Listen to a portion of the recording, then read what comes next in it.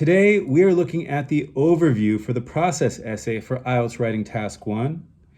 The overview is a really important part of the essay where we're talking about main trends of this diagram. The process is a little different from the line graph and bar chart where we need to talk about what's the biggest, what's the smallest, what's increased the most or decreased the most. Because here we're talking about the process, generally the starting point and the end point.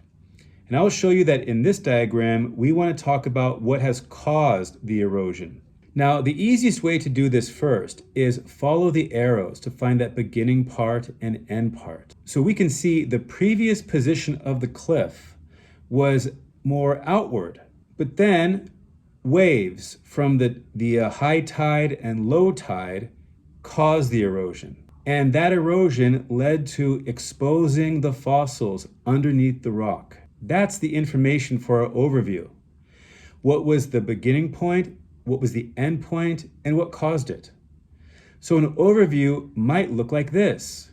Waves from high tide and low tide caused erosion on the cliff, and this exposed an area where fossils were found.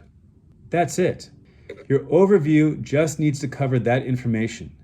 As far as details concerning the wave attack zone and the sloping rock platform and the cliff retreating and mentioning those details, well, we're going to mention that in the body. And if you don't want to miss that, as well as my other videos talking about overviews for IELTS Writing Task 1, as well as those body paragraph essays, so you can learn how to write these essays, you're going to want to hit that subscribe button and not miss out on any future videos.